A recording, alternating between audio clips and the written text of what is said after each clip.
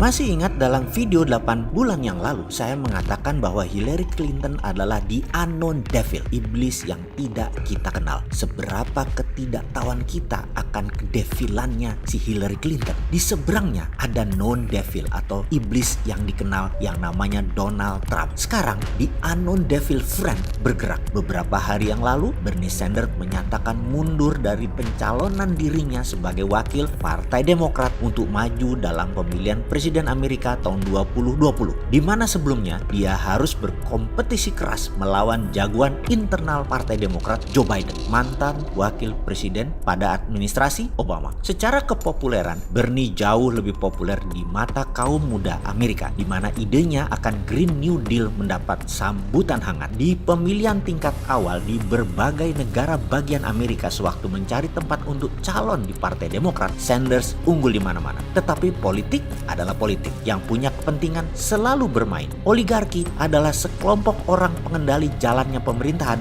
juga bermain, termasuk di Amerika juga plutokrasi, yaitu orang kaya yang mengendalikan pemerintahan itu di mana-mana selalu bermanuver. Yahudi Zabatai di belakang Partai Republik dan Yahudi Ortodok di belakang Partai Demokrat bermanuver. Kita walaupun hanya pengusaha UKM di Indonesia harus tetap memperhatikan apa yang terjadi di dunia internasional, terutama negara besar seperti Amerika, China, Rusia, Eropa, dan saat ini ditambah Brazil dan India masuk dalam kekeran mata kita. Kebijakan mereka para global player ini bisa mempengaruhi UKM di Indonesia. Seperti saat ini, setelah corona ada badai besar yang akan menghantam Indonesia. Badai resesi yang menyebabkan badai PHK dan badai pengangguran. Kembali ke Sanders. Ketika Joe Biden masuk di tengah kancah pertempuran calon Partai Demokrat, beliau masuk terakhir, yaitu 3 bulan yang lalu. Teman-teman pengamat intelijen pertahanan khususnya bidang ekonomi tersentak. Trump cukup panik. Dia berusaha serang Joe Biden dengan isu anaknya Biden ada skandal di Eropa urusan dunia pharmaceutical. Perhatikan, kata pharmaceutical ada tanda petiknya agar Joe Biden tidak masuk jadi calon dari Partai Demokrat. Sebentar ya, kita merefresh sejarah sedikit. Obama punya grand plan yang namanya Obamacare, semacam BPJS-nya kesehatan Indonesia. Bedanya di sini kita pakai dana negara, sementara di Amerika adalah negara swasta. Jadi Obamacare di belakangnya adalah dunia kesehatan,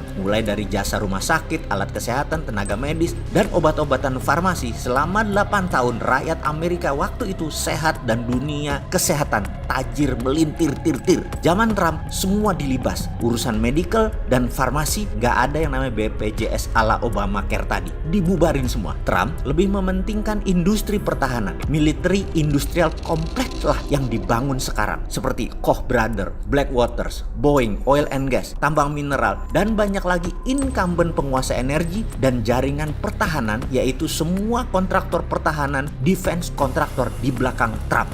Inilah yang menjadi diskusi para pengamat yang puncaknya Sanders pull out. Dunia farmasi di belakang Biden mempengaruhi 300 orang electoral vote di kursi Partai Demokrat. Mereka maunya Joe Biden. Obama dan Clinton bermanuver. Obamacare Jilid 2 dibawa oleh Joe Biden sebagai tema kampanye di tahun 2020 ini. Ini bisa memukul Trump yang tidak diam dengan menggerakkan CIA di belakangnya. Borok Biden dikumpulin, koneksi Biden dengan Cina siap-siap dibuka. Biden adalah komisaris di banyak pharmaceutical giant company. Sekali lagi, sekedar mengingat, siapa yang paling diuntungkan dalam peristiwa COVID-19 ini? Yaitu dunia medis, rumah sakit, alat-alat kesehatan, dan farmasi besar. Begitu vaksin diluncurkan, triliun dolar nilainya, dan mereka di belakang Biden. Bernie Sanders tidak punya dukungan politik dan plutokrasi. Jadi mulai jelas mengapa saya 8 bulan yang lalu mengatakan Hillary Clinton the unknown devil. Ya benar, di belakangnya ada dunia farmasi yang tega-teganya membuat dunia seperti ini. Mereka panen juga untuk mengambil alih serta dunia. Itu strategi mereka. Itulah geopolitik. Kedepan para analis melihat kemana Sanders berpihak. Di 2016